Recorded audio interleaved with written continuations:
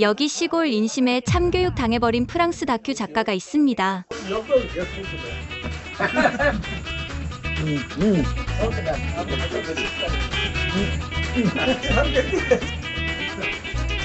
Ils arrêtent pas de me servir. Non, mais attends, ils arrêtent pas de me servir. Bien, ben, je viens de me réveiller. Il est 23 heures, donc je sais pas trop comment j'ai terminé. Tout le monde dort, le village, tout est éteint. Et en fait, je sais pas très bien comment j'ai fini. 프랑스에서 대박친 이 영상에 영감을 받아 한국에 도착한 영국인이 있습니다. 그리고 그 영국 감독이 찍은 영상이 지금 전 세계를 울리고 있습니다. 유튜브에 올라온 지 일주일 만에 조회수 5천만을 돌파하고 댓글란은 폭발하고 있었습니다. 우리가 잃어버린 것이 무엇인지 이제야 알았다. 이게 바로 인간다운 삶이구나. 도대체 무엇을 담았기에 이토록 전 세계가 주목했을까요? 지금부터 그 충격적인 이야기 바로 시작합니다. 저는 올리버 챔버스입니다. 영국 맨체스터 출신의 독립 다큐멘터리 감독입니다. 그날도 여느 때처럼 런던 지하철을 타고 있었습니다. 빅토리아 라인, 오후 6시 반. 퇴근 시간에 지하철은 늘 그렇듯 사람들로 가득 차 있었죠. 모두가 스마트폰을 들여다보거나 이어폰을 끼고 자신만의 세계에 빠져 있었습니다. 킹스크로스 역에 도착했을 때였습니다. 갑자기 누군가 신음소리를 냈습니다. 제 바로 옆에 서 있던 노인이었습니다. 이르는 넘어 보이는 백발의 신사였는데 얼굴이 새파랗게 질려 있었습니다. 그리고 다음 순간 그는 그대로 바닥에 쓰러졌습니다. 저는 반사적으로 그에게 다가가려 했습니다. 하지만 놀라운 일이 벌어졌습니다. 아무도 움직이지 않았습니다. 오히려 사람들은 한 발짝씩 뒤로 물러났습니다. 마치 전염병이라도 옮을까봐 두려워하는 것처럼요. 어떤 사람은 휴대폰을 꺼내 사진을 찍기 시작했습니다. 또 다른 사람들은 짜증스러운 표정으로 다른 칸으로 옮겨갔습니다. 누가 좀 도와주세요. 제가 소리쳤지만 돌아오는 건 차가운 시선뿐이었습니다. 나한테 왜 그래? 내가 의사야? 지하철 직원이 알아서 하겠지. 괜히 엮이면 피곤해져. 사람들의 속삭임이 들려왔습니다. 저는 떨리는 손으로 아우바우바우의 전화를 걸었고 구급대원이 올 때까지 노인 곁을 지켰습니다. 하지만 그 10분 동안 단 한 명도 저희에게 다가오지 않았습니다. 구급차가 떠난 후 저는 플랫폼에 멍하니 서 있었습니다. 가슴이 먹먹했습니다. 이게 우리가 사는 세상인가? 이게 인간다운 삶인가? 저는 다큐멘터리 감독으로서 지난 5년간 인간관계를 주제로 작업해왔습니다. 현대인의 고독, 도시의 익명성, 디지털 시대의 단절, 그런 주제들을 다뤘죠. 하지만 그날 지하철에서 목격한 장면은 제가 카메라로 담아온 그 어떤 것보다도 충격적이었습니다. 집으로 돌아온 저는 소파에 털썩 주저앉았습니다. 원룸 아파트의 차가운 벽이 저를 둘러싸고 있었습니다. 창밖으로는 런던의 야경이 반짝였지만 그 불빛들 하나하나가 고립된 개인들의 외로움처럼 느껴졌습니다. 습관처럼 TV를 켰습니다. 채널을 무심코 돌리다가 프랑스 문화 채널이 나왔습니다. 화면 하단에 자막이 흘러갔습니다. 한국의 정, 번역 불가능한 유대라고 영어로 쓰여 있었습니다. 처음엔 그냥 넘기려 했습니다. 아시아 문화 다큐멘터리쯤으로 생각했거든요. 하지만 다음 장면에서 저는 리모컨을 내려놓을 수밖에 없었습니다. 화면에는 김장하는 사람들이 나왔습니다. 아파트 단지의 작은 공터에 수십 명의 사람들이 모여 있었습니다. 나이 지긋한 할머니부터 젊은 부부, 아이들까지 모두가 배추를 절이고 양념을 버무리고 김치를 담그고 있었습니다. 그런데 이상한 점이 있었습니다. 그들은 각자 자기 집 김치만 담그는 게 아니었습니다. 서로의 김치를 맛보고 양념을 나누고 부족한 재료를 채워주고 있었습니다. 한 할머니가 젊은 여성에게 말했습니다. 애야, 네 김치는 좀 싱겁구나. 우리 집 젓갈 좀 넣어라. 그러자 옆에 있던 아주머니가 웃으며 말했습니다. 우리 집은 양념을 너무 많이 했네. 니들 배추 좀 더 가져가. 카메라는 이 광경을 조용히 담고 있었습니다. 아무도 거절하지 않았습니다. 아무도 계산하지 않았습니다. 마치 한 가족처럼, 아니 가족보다 더 자연스럽게 서로를 돕고 있었습니다. 그때 한 외국인 남성이 화면에 등장했습니다. 그녀는 어설픈 몸짓으로 김치를 담그려 애쓰고 있었습니다. 그러자 주변의 아주머니들이 하나둘 다가왔습니다. 이렇게 해봐요. 아이고, 장갑이 찢어졌네. 내궜어요. 우리 집에 김치 좀 가져가요. 혼자 사니까 김장하기 힘들죠? 외국인 여성의 눈에 눈물이 고였습니다. 그녀가 떨리는 목소리로 영어로 말했습니다. 저는 한국에 10년을 살았어요. 하지만 오늘에서야 비로소 이곳에 속했다는 느낌이 들어요 라고 말했습니다. 화면이 바뀌었습니다. 내레이터의 차분한 목소리가 흘러나왔습니다. 한국인들은 이것을 정이라고 부릅니다. 영어로 번역하면 어펙션, 어태치먼트, 러브. 하지만 그 어떤 단어도 정의 진정한 의미를 담아내지 못합니다. 정은 단순한 감정이 아닙니다.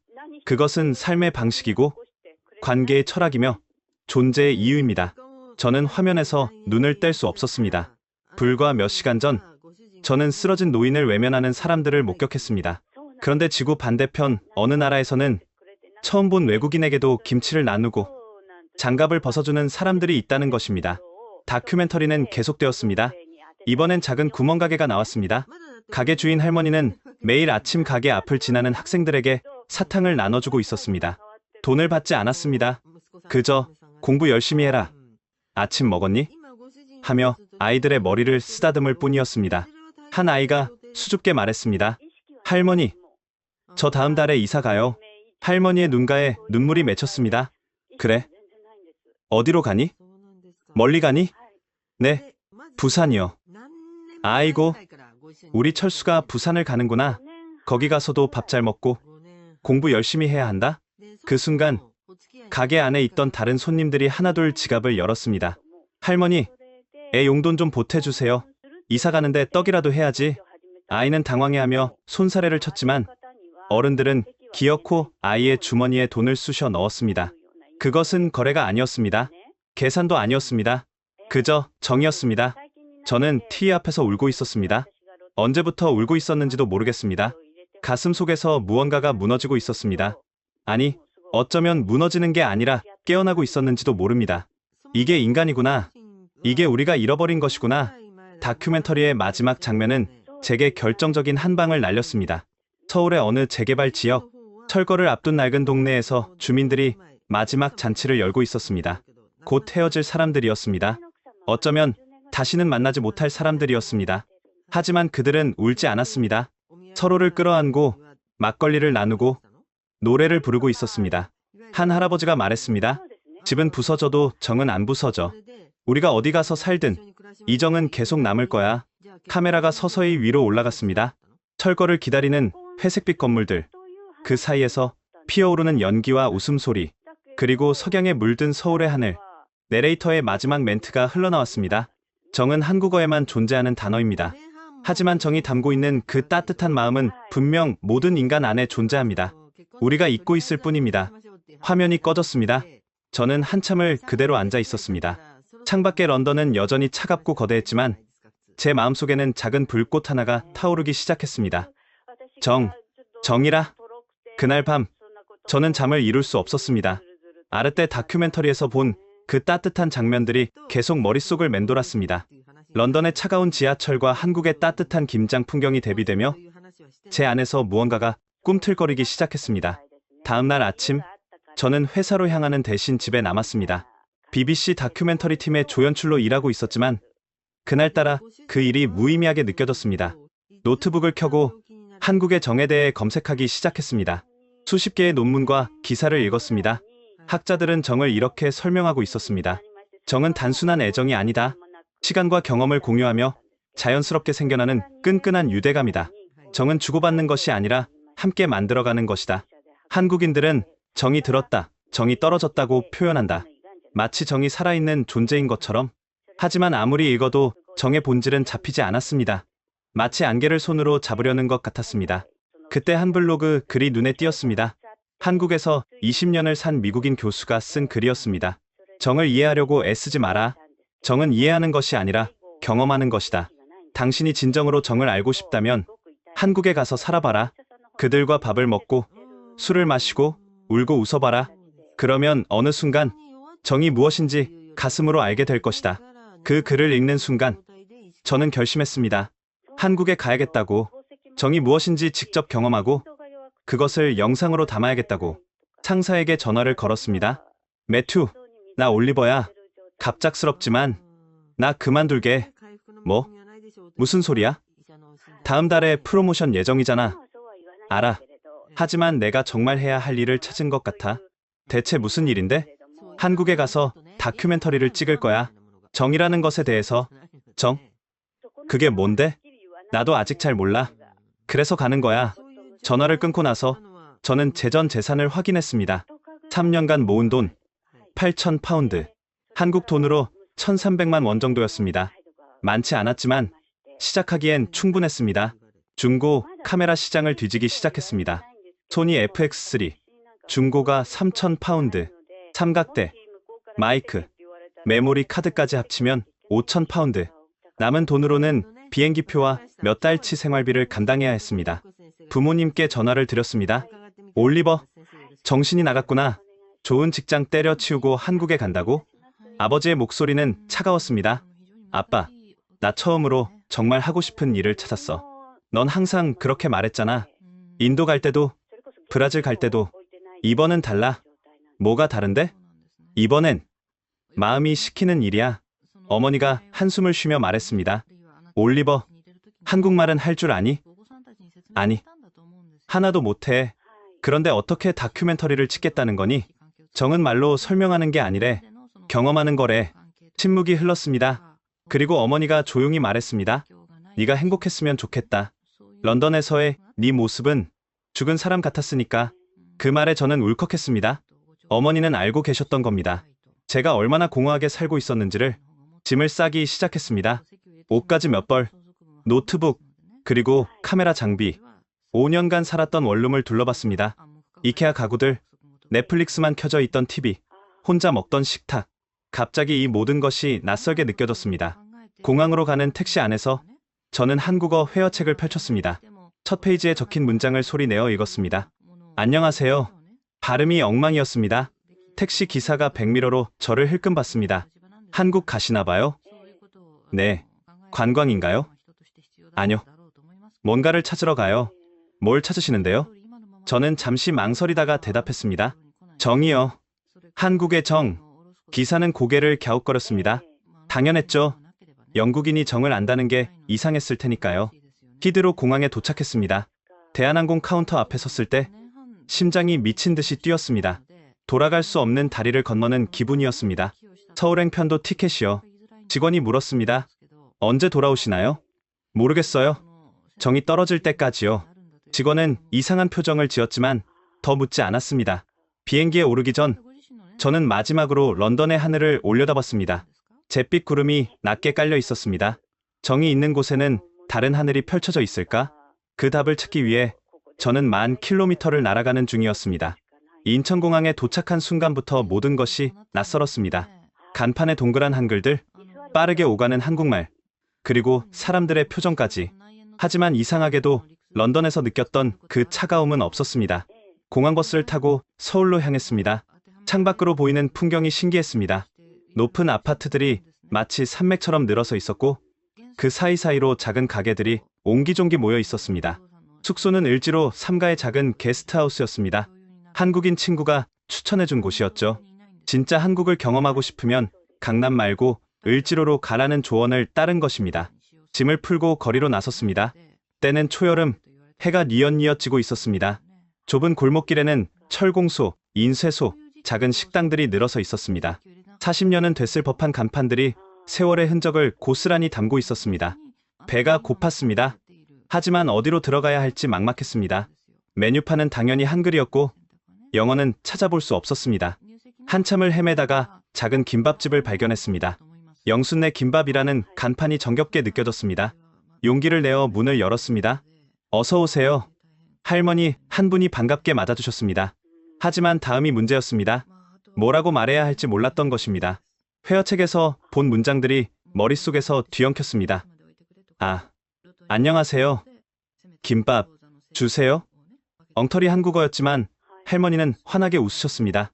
그리고 뭔가를 물어보셨는데 하나도 알아들을 수 없었습니다.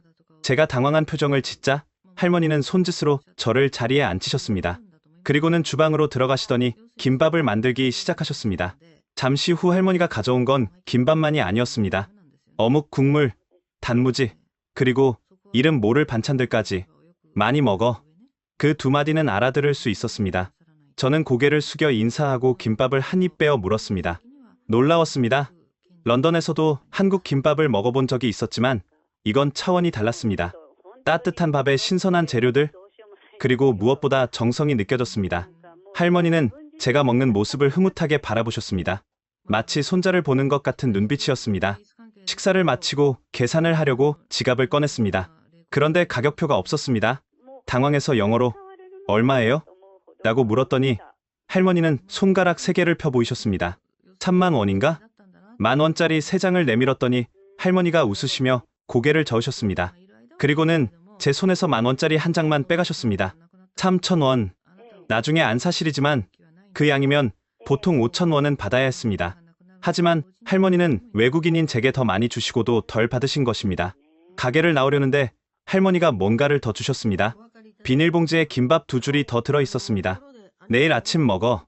한국어를 몰라도 그 마음은 충분히 전해졌습니다. 눈물이 날 뻔했습니다.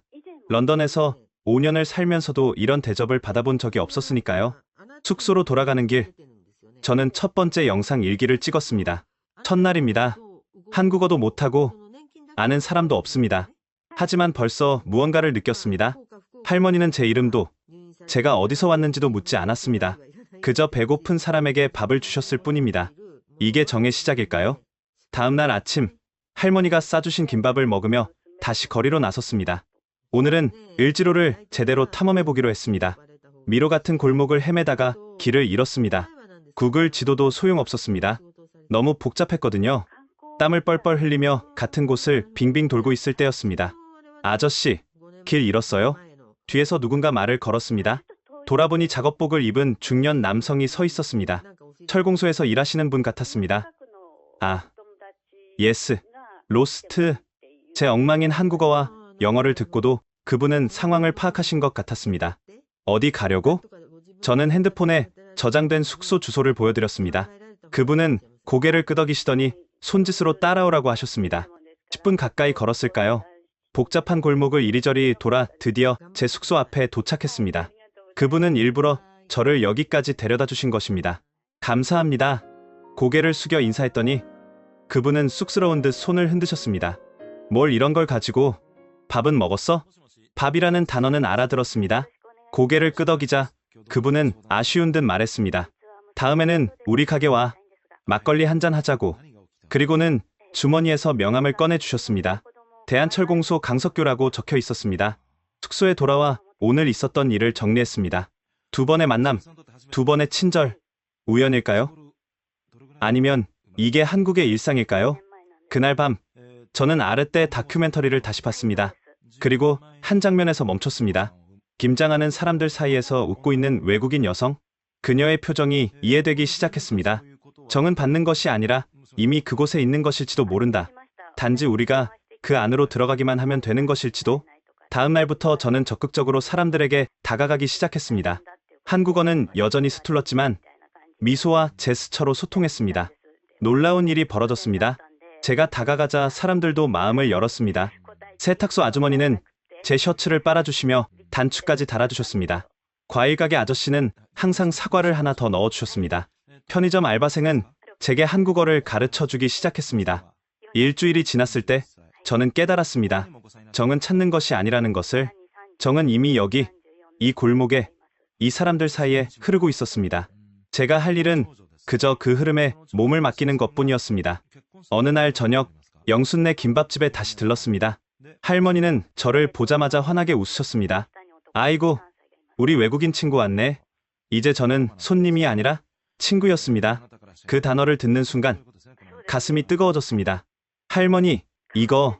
저는 준비해온 작은 선물을 내밀었습니다. 영국에서 가져온 홍차였습니다. 할머니는 깜짝 놀라시며 손사래를 치셨습니다. 아이고, 이런 걸 왜 사와? 그냥 와도 되는데. 하지만 결국은 받아주셨습니다. 그리고는 제 손을 꼭 잡으셨습니다. 그 따뜻한 손길에서 저는 느꼈습니다. 아, 이게 정이구나. 그날 밤, 저는 일기에 이렇게 적었습니다. 정은 거창한 것이 아니었다. 그저 사람을 사람으로 보는 것, 마음을 열고 다가가는 것, 받은 것을 기억하고 돌려주는 것. 그것이 정의 시작이었다. 하지만 저는 아직 몰랐습니다. 이것은 정말 시작에 불과하다는 것을. 정의 진짜 깊이를 경험하려면 아직 갈 길이 멀다는 것을. 한국에 온 지 한 달이 되었습니다. 저는 매일 카메라를 들고 거리로 나갔습니다. 을지로의 아침, 시장의 활기, 할머니들의 수다, 아저씨들의 막걸리 타임. 모든 것을 담으려 했습니다. 하지만 이상한 일이 벌어졌습니다. 집에 돌아와 찍은 영상을 확인하면 뭔가 빠진 느낌이었습니다. 분명 그 순간에는 가슴 벅찬 무언가를 느꼈는데 화면 속에는 그저 평범한 일상만 담겨 있었습니다. 도대체 뭐가 문제일까? 저는 밤새 고민했습니다. 기술적인 문제는 아니었습니다. 구도도 좋았고 색감도 괜찮았습니다. 하지만 정작 제가 전하고 싶었던 그 느낌은 없었습니다. 어느 날 통인시장에서 할머니 한 분을 만났습니다. 좌판에 나무를 펼쳐놓고 계셨는데 손님이 오면 항상 덤을 더 얹어주셨습니다. 할머니, 왜 더 주세요? 더듬더듬 물었더니 할머니는 웃으며 답하셨습니다. 그냥 정이지. 정. 저는 카메라를 들어 그 장면을 담았습니다. 하지만 렌즈는 할머니의 손동작만 포착할 뿐 그 손길에 담긴 마음은 담아내지 못했습니다. 좌절감이 밀려왔습니다. 영국에서 그렇게 자신만만하게 떠나왔는데 정작 정의 본질은 하나도 담지 못하고 있었습니다. 어쩌면 정은 영상으로 담을 수 없는 것일지도 모른다. 그런 생각이 들자 두려워졌습니다. 만약 그렇다면 저는 왜 여기 있는 걸까요? 제가 하는 일에 무슨 의미가 있을까요? 며칠 동안 카메라를 들지 못했습니다. 그저 멍하니 앉아서 사람들을 바라보기만 했습니다. 그러던 중 강석규 사장님이 약속대로 저를 철공소로 초대하셨습니다. 퇴근 시간, 일을 마친 직원들이 둘러앉아 막걸리를 마시고 있었습니다. 이 친구가 내가 말한 영국에서 온 다큐멘터리 감독이야. 강 사장님의 소개에 다들 반갑게 맞아주셨습니다. 뭘 찍으러 한국에 왔어요? 한 분이 물었습니다. 저는 더듬더듬 설명했습니다. 한국에 정 찍고 싶어요. 순간 모두가 웃음을 터뜨렸습니다. 저는 당황했습니다. 뭔가 잘못 말했나 싶었죠. 정을 찍는다고? 그게 어떻게 찍어져? 그러게, 바람을 찍겠다는 거나 마찬가지잖아. 사람들의 말에 저는 더욱 좌절했습니다. 하지만 강 사장님이 제 어깨를 두드리며 말했습니다. 그래도 대단해. 외국인이 정을 알고 싶어 한다니. 자, 일단 한잔해. 막걸리가 돌기 시작했습니다. 처음엔 어색했지만 술이 들어가자 분위기가 풀렸습니다. 누군가 노래를 부르기 시작했고 다들 박수를 치며 호응했습니다. 안주로 나온 두부김치를 서로의 접시에 덜어주고 막걸리 잔이 비면 채워주고 농담을 주고받았습니다. 그 순간 저는 깨달았습니다. 정은 이 순간 바로 여기에 있다. 하지만 어떻게 이것을 담을 수 있을까요? 카메라는 웃음소리는 담을 수 있지만 그 웃음에 담긴 진심은 담을 수 없습니다. 건배하는 모습은 담을 수 있지만 잔을 부딪히며 나누는 마음은 담을 수 없습니다. 올리버 씨, 왜 그래요? 무슨 고민 있어요? 옆에 앉은 젊은 직원이 물었습니다. 저는 솔직하게 털어놨습니다. 정, 어떻게 찍어요? 카메라로. 안 돼요. 그가 잠시 생각하더니 말했습니다. 정은 찍는 게 아니라 느끼는 거 아닐까요? 올리버 씨가 느낀 걸 그대로 전하면 되는 거 아닌가? 순간 머릿속에 번개가 친 것 같았습니다. 맞다. 내가 정을 찍으려고만 했지? 정을 느끼는 나를 담을 생각은 못했구나. 그날 이후로 저는 접근 방식을 완전히 바꿨습니다. 정을 객관적으로 담으려 하지 않고 정을 경험하는 제 자신을 담기 시작했습니다. 영순의 김밥집에서 할머니와 나누는 대화, 더듬거리는 한국어로 주문하며 느끼는 따뜻함, 처음 먹어보는 음식에 감탄하는 제 표정, 그 모든 것을 있는 그대로 기록했습니다. 그리고 마침내 저는 방법을 찾았습니다. 정은 눈에 보이지 않지만 정을 주고받는 사람들의 표정과 몸짓에는 분명히 드러난다는 것을. 카메라는 다시 살아났습니다. 이제 저는 무엇을 담아야 하는지 알았으니까요. 전환점이 된 날은 평범한 토요일 오전이었습니다. 통인시장을 걷다가 특이한 광경을 목격했습니다. 사람들이 빈 도시락을 들고 시장을 돌아다니고 있었던 것입니다. 호기심에 따라가 보니 도시락 카페라는 곳이 있었습니다. 5,000원을 내면 빈 도시락과 엽전을 주고 그걸로 시장을 돌며 반찬을 사 담는 시스템이었습니다. 저도 도시락을 받아들고 시장으로 나갔습니다. 첫 번째 가게는 김치전을 파는 곳이었습니다. 하나 주세요. 어눌한 한국어로 말하며 엽전을 내밀었습니다. 그런데 아주머니는 전을 담으시며 이렇게 물으셨습니다. 외국에서 왔어? 네. 영국에서요. 어머, 멀리서 왔네. 잠깐만. 그러시더니 전을 한 개 더 올려주셨습니다. 서비스야. 맛있게 먹어. 다음 가게는 잡채를 파는 곳이었습니다. 역시 제가 외국인인 걸 아시고는 듬뿍 담아주셨습니다. 한국 음식 처음이지? 이게 잡채야. 당면이랑 야채 볶은 거야. 세 번째 가게에서는 더 놀라운 일이 벌어졌습니다. 멸치볶음을 담아주시던 할머니가 옆 가게 아주머니에게 소리쳤습니다. 언니, 이 친구 영국에서 왔대. 계란말이 좀 서비스로 줘봐. 그러자 옆 가게 아주머니가 웃으며 말했습니다. 그래? 우리 한국 음식 맛 좀 제대로 봐야지. 순식간에 제 도시락은 가득 찼습니다. 엽전은 아직 남아 있었는데 도시락은 이미 넘칠 지경이었습니다. 카페로 돌아와 자리에 앉았습니다. 그런데 더 놀라운 일이 기다리고 있었습니다. 혼자 왔어요? 옆 테이블에 아주머니들이 말을 걸어왔습니다. 네 분이 함께 오신 것 같았습니다. 네, 혼자예요. 어머, 그럼 이리 와서 같이 먹어요. 아, 괜찮아요. 뭐가 괜찮아? 밥은 같이 먹어야 맛있는 거야. 이리 와요. 반강제로 자리를 옮겼습니다. 그러자 아주머니들이 자신들의 반찬을 제 앞으로 밀어두셨습니다. 이것도 먹어봐. 이건 고사리 나물이야. 이건 무생채. 새콤해서 느끼한 거 먹고 나서 먹으면 좋아. 국은 왜 안 샀어? 내 거 좀 마셔. 저는 당황스러웠습니다. 처음 보는 사람들인데 왜 이렇게 친절한 걸까요? 그것도 자신들의 음식을 나눠주면서까지. 아주머니들은 왜 이렇게 친절해요? 더듬더듬 물었더니 한 아주머니가 웃으며 답했습니다. 친절한 게 아니야. 그냥 정이지. 혼자 밥 먹는 거 보면 짠하잖아. 그것도 외국에서 와서 혼자 먹는데 얼마나 외롭겠어. 우리 아들도 미국에 유학 갔는데 거기서도 이런 아줌마들이 있었으면 좋겠다 싶어서 그 순간 저는 깨달았습니다. 정은 일방적인 친절이 아니라는 것을. 그것은 네가 내 아들일 수도 내가 네 어머니일 수도 있다는 연결의 감각이었습니다. 근데 한국엔 뭐하러 왔어? 다큐멘터리? 찍으러 왔어요. 한국의 정에 대해서. 정을 찍는다고? 아주머니들이 깔깔 웃었습니다. 저도 이제는 그 웃음의 의미를 알 것 같았습니다. 근데 이제 좀 알 것 같아요. 정이 뭔지. 그래? 뭔데? 저는 잠시 생각하다가 천천히 말했습니다. 정은 같이 먹는 거? 나누는 거? 그리고 모르는 사람도 가족처럼? 서툰 한국어였지만 아주머니들은 제 말을 이해한 듯 했습니다. 어머, 얘 봐라. 한국 사람보다 더 잘 아네. 그중 한 아주머니가 진지하게 말했습니다. 정은 그냥 생기는 거야. 이렇게 밥 한 번 같이 먹으면 남이 아닌 거지. 다음에 또 보면 더 반갑고 안 보이면 궁금하고. 그게 정이야. 그날 점심은 제 인생에서 가장 맛있는 식사였습니다. 음식의 맛 때문이 아니라 그 음식에 담긴 마음 때문이었습니다. 식사를 마치고 일어서려는데 아주머니들이 또 뭔가를 챙겨주셨습니다. 이거 가져가. 저녁에 먹어. 집에 냉장고 있어? 없으면 상할 텐데. 혹시 김치 담가 먹어?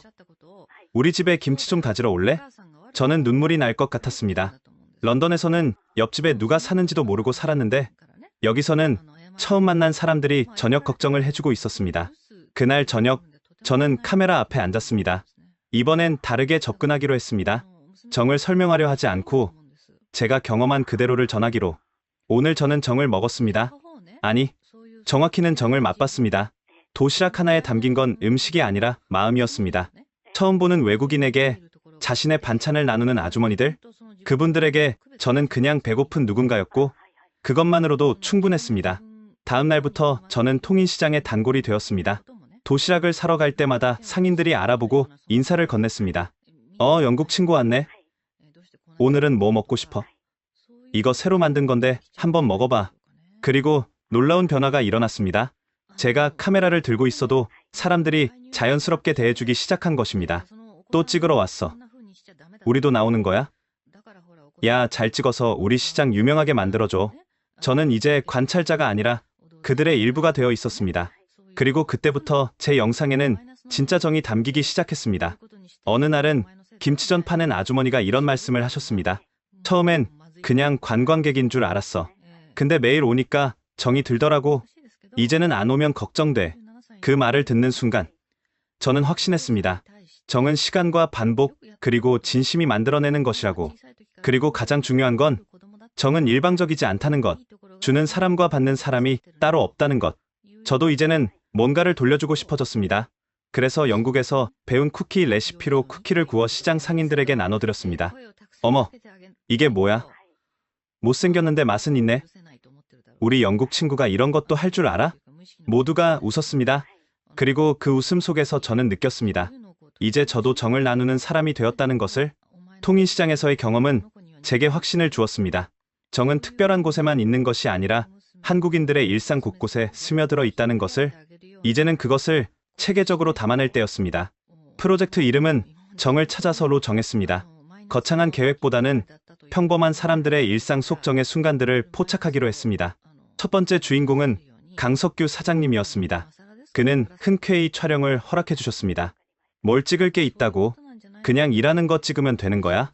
새벽 6시, 대한철공소의 하루는 일찍 시작됐습니다. 저는 강 사장님이 출근하는 순간부터 카메라를 돌렸습니다. 놀라운 것은 그가 가장 먼저 하는 일이었습니다. 공장 앞 골목을 쓸고 화분에 물을 주고 길고양이 밥그릇에 사료를 채우는 것이었습니다.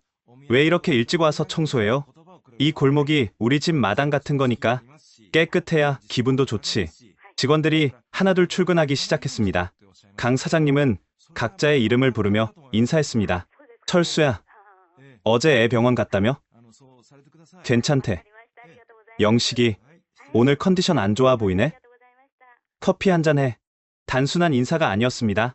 각자의 사정을 기억하고 챙기는 것이었습니다. 점심시간, 더 놀라운 광경을 목격했습니다. 직원들이 각자 도시락을 꺼내는데 자연스럽게 반찬을 나누기 시작했습니다. 사장님, 우리 집사람이 장조림했는데 드셔보세요. 나는 김치찌개 끓여왔어. 같이 먹자. 그들에게 점심시간은 단순히 배를 채우는 시간이 아니었습니다. 함께 나누고 소통하는 시간이었습니다. 오후에는 특별한 손님이 찾아왔습니다. 동네 할머니였는데 폐지를 모아 수레에 싣고 다니시는 분이었습니다. 할머니, 또 오셨네. 잠깐만요. 강 사장님은 창고에서 깨끗한 박스들을 꺼내 할머니 수레에 실어드렸습니다. 이거 아까운 거 아니에요? 제가 물었더니 그는 웃으며 답했습니다. 어차피 버릴 거예요.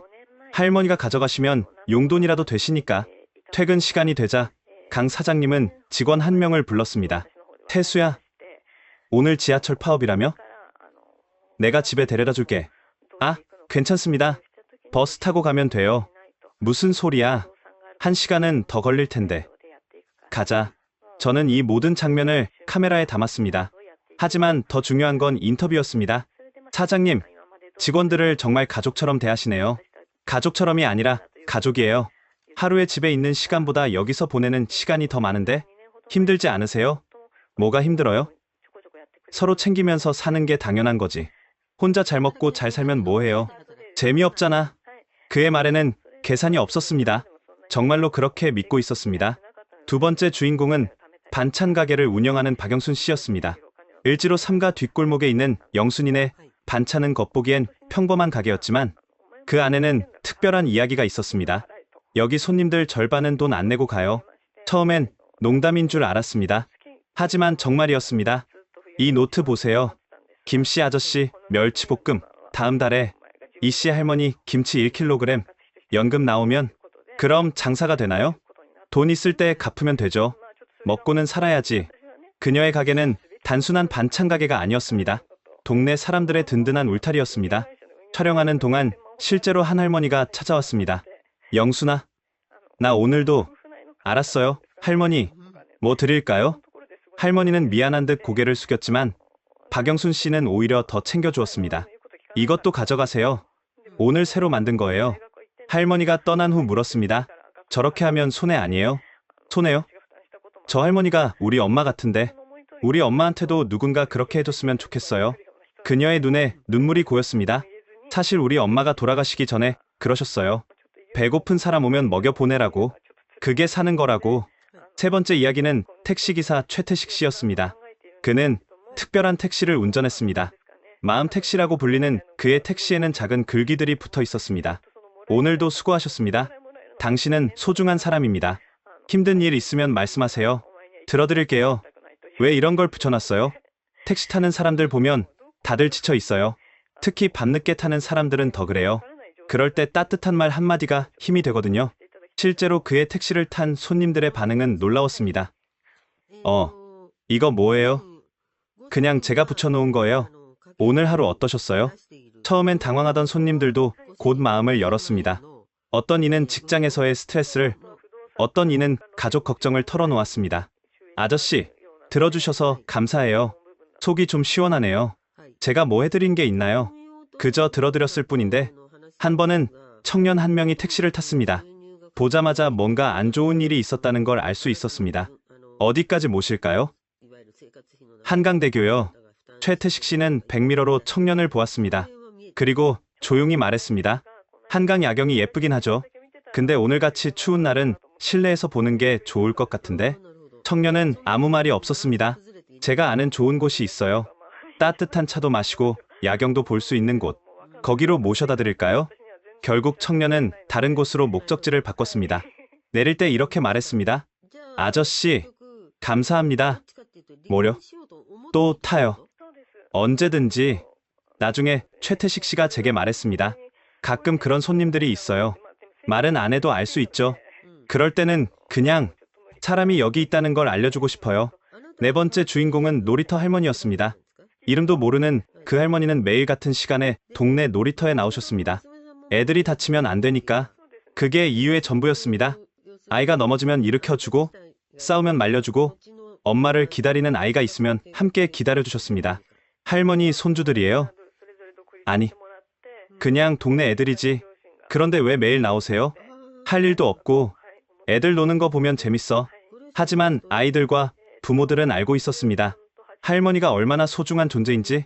우리 애가 할머니를 놀이터 할머니라고 불러요. 할머니 없으면 놀이터 가기 싫다고 할 정도예요. 맞벌이라 애 혼자 놀게 할 때가 많은데 할머니 계시니까 안심이 돼요. 이 모든 이야기를 담으며 저는 깨달았습니다. 정은 거창한 것이 아니라는 것을. 그것은 일상 속 작은 배려와 관심, 그리고 우리라는 의식에서 나오는 것이었습니다. 프로젝트를 시작한 지 2달, 제가 만든 짧은 영상들이 조금씩 주목받기 시작했습니다. 한국의 정을 찾는 영국 청년이라는 타이틀로 SNS에서 화제가 되었고 몇몇 언론사에서 인터뷰 요청이 들어왔습니다. 그러던 어느 날 뜻밖의 연락을 받았습니다. 국내 대형 방송사의 PD였습니다. 올리버 씨, 만나서 이야기 좀 나눴으면 합니다. 좋은 제안이 있어요. 강남에 번쩍이는 방송사 건물. 회의실에서 만난 PD는 자신만만한 표정이었습니다. 올리버 씨의 콘텐츠를 봤습니다. 아주 흥미롭더군요. 우리가 기획 중인 K문화 다큐멘터리 시리즈에 딱 맞습니다. K문화요? 네. 한류의 원동력을 찾는 프로그램이에요. 정도 그중 하나고요. 올리버 씨가 진행자로 나서면 완벽할 것 같습니다. 그가 내민 기획서를 보고 저는 당황했습니다. 정의 비밀, 천년의 DNA, 한국인만의 특별한 정서 같은 자극적인 문구들이 가득했습니다. 이건 제가 하려는 것과 좀 달라요. 뭐가 다른가요? 같은 정 이야기잖아요. 다만 좀 더 재미있게, 더 많은 사람이 볼 수 있게 만드는 거죠. 그는 계약서를 내밀었습니다. 금액을 보고 숨이 멎을 뻔했습니다. 제가 한국에 가져온 돈의 10배가 넘는 금액이었습니다. 6부작으로 가면 어떨까 합니다. 정을 주제로 한 한국 여행기 형식으로요. 템플스테이도 하고 김장 체험도 하고 시골 마을도 방문하고. 그게 진짜 정일까요? 진짜고 가짜고가 어디 있어요? 시청자가 재밌으면 되는 거죠. 회의실을 나와 을지로로 돌아오는 길, 머릿속이 복잡했습니다. 솔직히 유혹이 되지 않는다면 거짓말이었습니다. 그 돈이면 더 좋은 장비도 살 수 있고 더 오래 한국에 머물 수도 있었습니다. 고민하며 걷다가 영순네 김밥집에 들렀습니다. 할머니는 여전히 반갑게 맞아주셨습니다. 우리 올리버 왔네. 오늘은 뭐 먹을래? 할머니, 고민 있어요. 더듬더듬 설명하자 할머니는 한참을 듣고 계시다가 말씀하셨습니다. 돈이 필요하면 받는 게 맞지. 근데 네가 하고 싶은 게 뭔데? 진짜 정 보여주고 싶어요. 예쁘게 포장한 거 말고. 그럼 답 나왔네. 뭘 고민해. 하지만 돈이. 할머니는 웃으셨습니다. 돈은 또 벌면 돼. 근데 마음 팔고 나면 다시 못 사와. 그날 밤 저는 PD에게 전화했습니다. 죄송하지만 거절하겠습니다. 왜요? 조건이 마음에 안 드시면 조정할 수도. 아니요. 정은 상품이 아니에요. 포장해서 팔 수 있는 게 아니라고요. 전화를 끊고 나니 후련했습니다. 하지만 동시에 막막하기도 했습니다. 다음 날 통인시장에 갔더니 도시락 카페 아주머니들이 수군거리고 있었습니다. 올리버 씨, 방송 출연한다며? 아니에요. 안 해요. 왜? 좋은 기회잖아. 사정을 설명하자 아주머니들이 고개를 끄덕였습니다. 잘했어. 정을 돈 주고 살 수 있으면 그게 정이겠어? 근데 이제 어떻게 할 거예요? 그냥 계속 찍어요. 작은 이야기들. 그때 한 아주머니가 말했습니다. 그럼 우리 이야기도 찍어줘요. 아주머니들 이야기요? 우리가 매주 목요일마다 경로당에 반찬 봉사 가거든. 혼자 사는 어르신들한테. 그렇게 새로운 이야기가 시작됐습니다. 화려하지 않지만 진짜인 이야기들. 추석이 다가왔습니다. 한국 최대의 명절이라고 들었지만 저에게는 그저 외로운 연휴가 될 것 같았습니다. 모두가 가족을 만나러 떠나는 시기에 저는 텅 빈 서울에 혼자 남게 될 테니까요. 연휴 전날 강석규 사장님이 전화를 하셨습니다. 올리버 씨, 추석에 뭐해요? 그냥 있어요. 가족도 없는데 혼자 있으면 얼마나 적적해. 우리 집에 와요. 아, 괜찮아요. 가족 명절인데. 무슨 소리야. 올리버 씨도 이제 우리 식구나 마찬가지인데. 주소 보낼 테니까 내일 꼭 와요. 다음날 떨리는 마음으로 강 사장님 집을 찾았습니다. 아파트 문을 열고 나온 건 강 사장님의 어머니였습니다. 어머, 이 친구가 그 영국에서 온 올리버구나. 어서 들어와. 집 안은 명절 음식 냄새로 가득했습니다. 거실에는 가족들이 모여 있었고 아이들은 뛰어다니고 있었습니다. 올리버 아저씨다. 강 사장님의 아들이 달려와 제 손을 잡았습니다. 한 번 본 적밖에 없는데도 반갑게 맞아주었습니다. 어서 앉아요.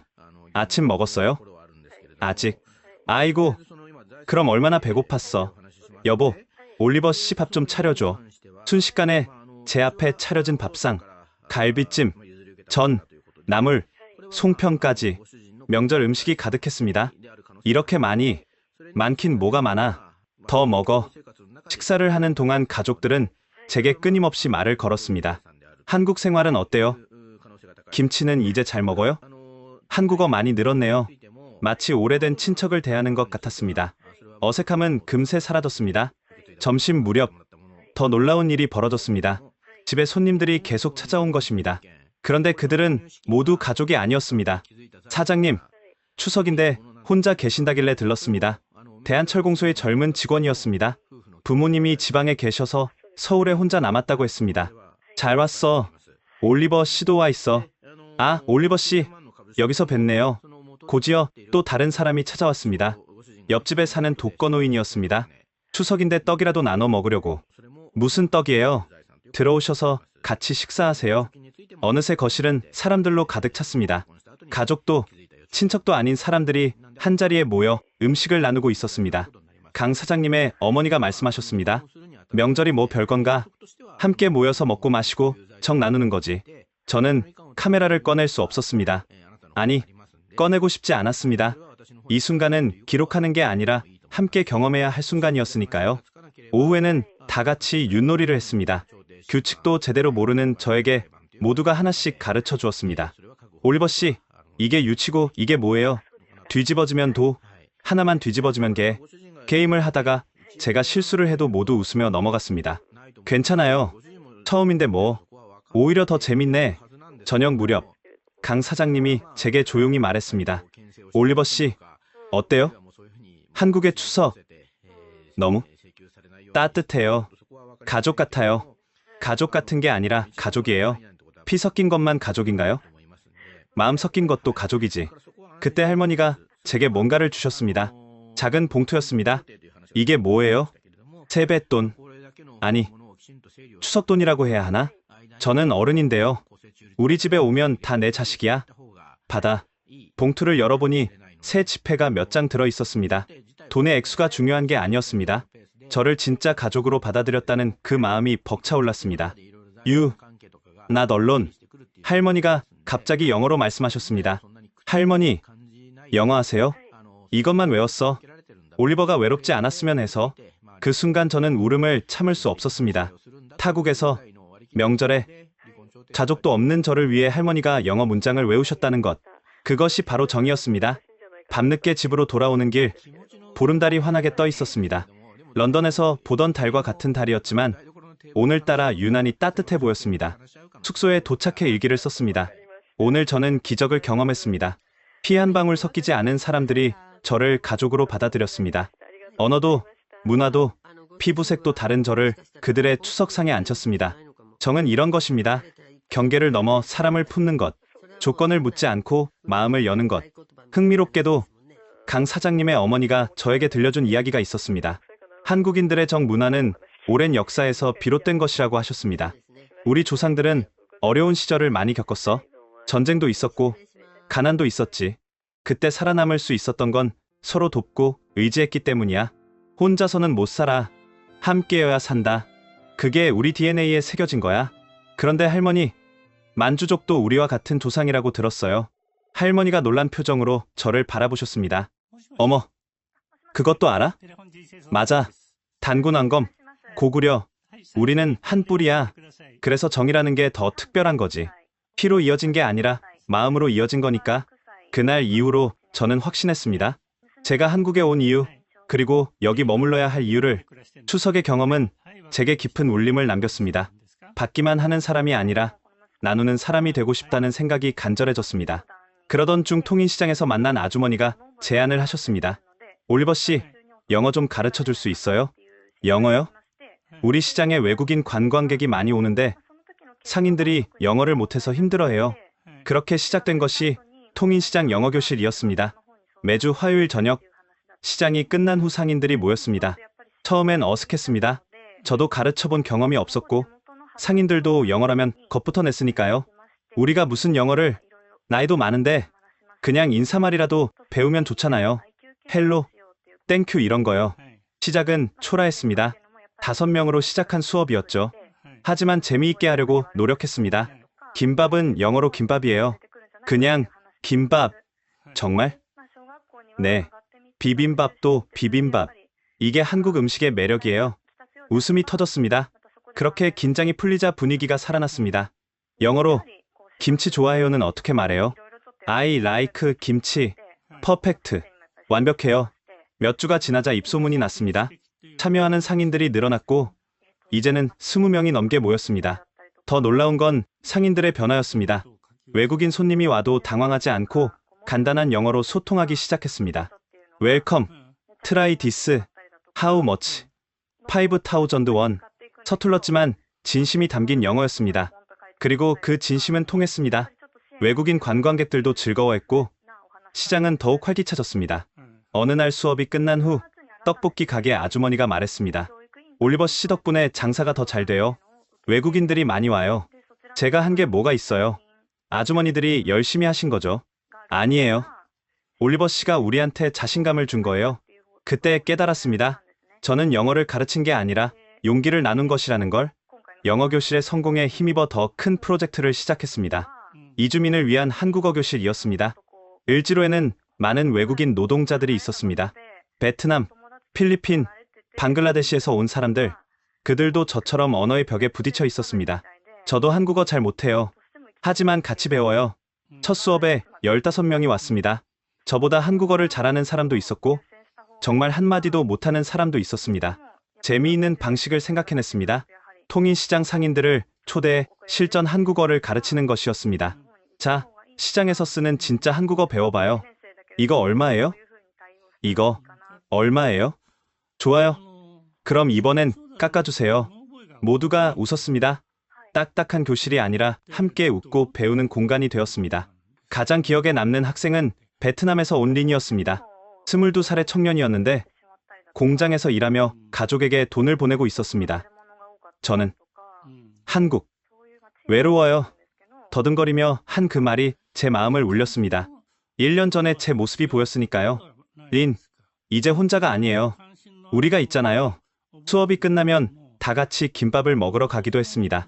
영순네 김밥집 할머니는 늘 반겨주셨습니다. 우리 외국인 친구들 왔네. 많이 먹어. 언어는 달랐지만 마음은 통했습니다. 김밥을 먹으며 서로의 고향 이야기를 나누고 힘든 일을 토로하고 작은 기쁨을 공유했습니다. 어느 날 린이 제게 편지를 줬습니다. 더듬거리는 한국어로 쓴 편지였습니다. 올리버 선생님, 감사합니다. 한국어도 배웠지만 더 중요한 것을 배웠어요. 혼자가 아니라는 것, 한국에도 가족이 있다는 것. 그 편지를 읽으며 생각했습니다. 정은 받는 것도 주는 것도 아닌 함께 만들어가는 것이라고. 6개월의 시간이 흘렀습니다. 수백 시간의 영상, 수십 명의 이야기, 그리고 제 자신의 변화. 이제 이 모든 것을 하나로 엮을 때가 왔습니다. 편집실은 제 작은 원룸이었습니다. 노트북 앞에 앉아 밤을 새우며 고민했습니다. 어떻게 하면 정의 본질을 3분 안에 담을 수 있을까? 처음엔 연대기 순으로 편집했습니다. 제가 한국에 온 날부터 시작해서 겪은 일들을 순서대로. 하지만 뭔가 밋밋했습니다. 다음엔 인물별로 편집했습니다. 강 사장님, 박영순 씨, 최태식 씨. 하지만 이것도 아니었습니다. 각각의 이야기는 감동적이었지만 전체를 관통하는 메시지가 없었습니다. 고민 끝에 완전히 다른 접근을 시도했습니다. 질문으로 시작하는 것이었습니다. 정이 뭐예요? 영상은 이 질문으로 시작했습니다. 제가 처음 한국에 와서 사람들에게 던진 질문이었죠. 다양한 대답들이 이어졌습니다. 정? 그냥 정이지. 시간이 지나면 생기는 거야. 마음이 가는 거? 함께하는 거? 그리고 화면이 바뀌었습니다. 영순네 김밥집 할머니가 제게 김밥을 더 싸주시는 장면, 대한철공소에서 반찬을 나누는 직원들, 도시락을 함께 먹으며 웃는 시장 아주머니들. 내레이션은 제 목소리로 녹음했습니다. 완벽하지 않은 한국어였지만 그게 더 진실하다고 생각했습니다. 저는 정을 찾으러 한국에 왔습니다. 하지만 정은 찾는 것이 아니었습니다. 이미 여기 사람들 사이에 흐르고 있었습니다. 중간 부분은 가장 강렬한 순간들로 채웠습니다.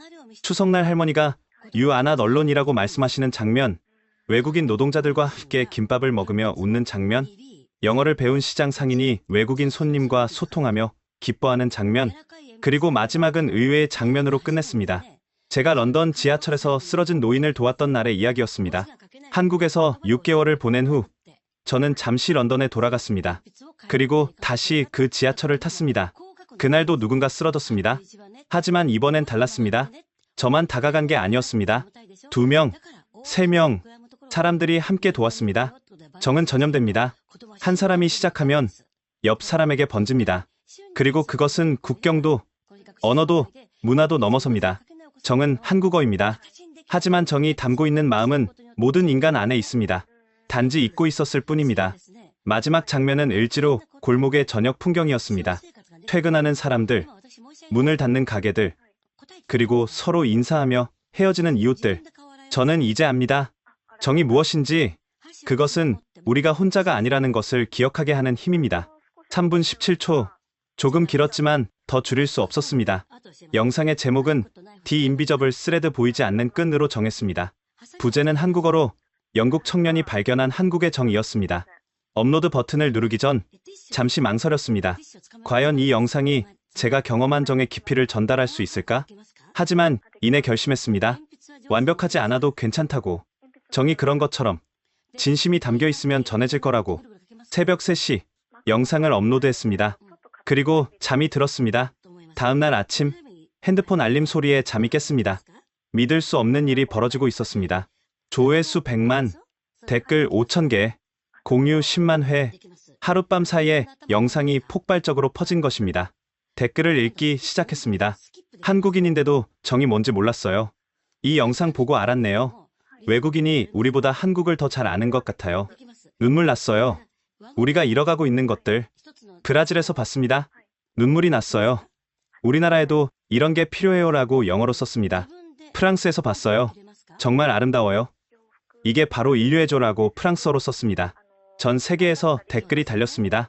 그리고 놀라운 일들이 일어나기 시작했습니다. 영국의 한 동네에서는 정 프로젝트가 시작됐다고 합니다. 이웃들끼리 음식을 나누고 서로를 돌보는 모임이었습니다.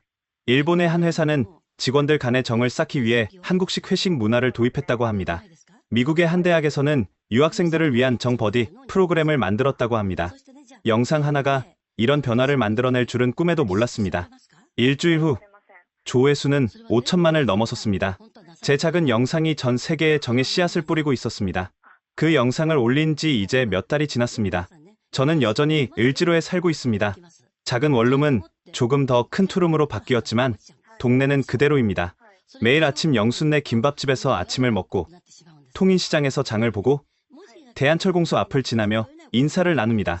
올리버 선생님, 길에서 만나는 사람들이 저를 부르는 호칭입니다.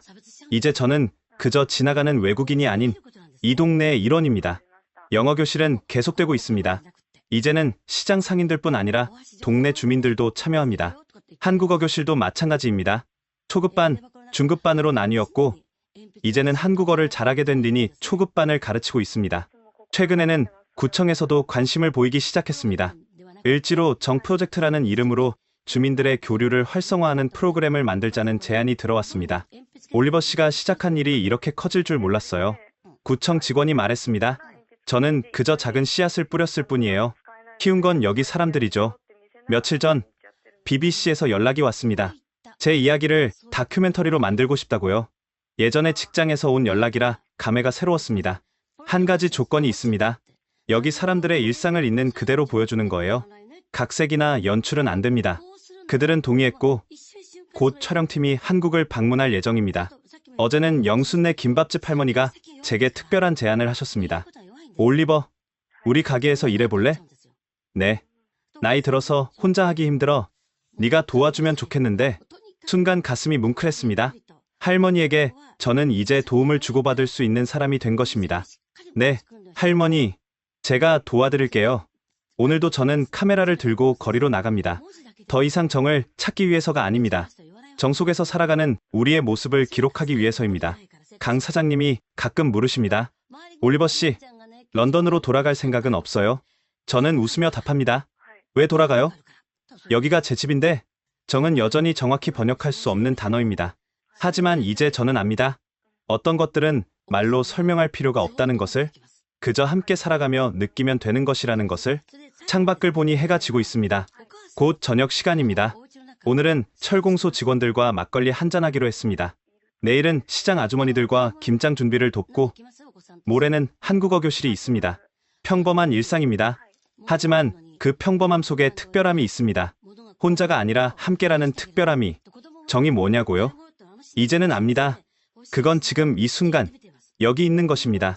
당신과 내가 연결되어 있다는 것을 아는 것, 그리고 그 연결을 소중히 여기며 살아가는 것. 그것이 정입니다. 그리고 그 정은 한국인들만의 것이 아닙니다. 우리 모두 안에 있습니다. 단지 잊고 있을 뿐입니다. 제 작은 영상이 그 기억을 되살리는 계기가 되었다면 그것만으로도 충분합니다. 정은 계속됩니다. 여기 을지로에서도, 런던에서도, 그리고 당신이 있는 그곳에서도. 지금까지 영국 청년 올리버가 한국의 정을 발견하고 경험하고 나누게 된 이야기를 들려드렸습니다. 어떠셨나요? 우리가 당연하게 여기던 정이라는 문화가 사실은 얼마나 특별하고 소중한 것인지 다시 한번 생각해보게 되지 않으셨나요? 올리버의 영상은 지금도 전 세계에서 재생되고 있고 각국에서 한국 다큐멘터리가 계속 유행하고 있다고 합니다. 만약 이 이야기가 마음에 드셨다면 좋아요와 구독 부탁드립니다. 그리고 무엇보다 이 영상을 공유해주세요. 우리의 소중한 정 문화를 전 세계에 알리고 더 많은 사람들이 정을 경험할 수 있도록 널리 퍼뜨려주세요. 지금까지 감동 편지함이었습니다. 감사합니다.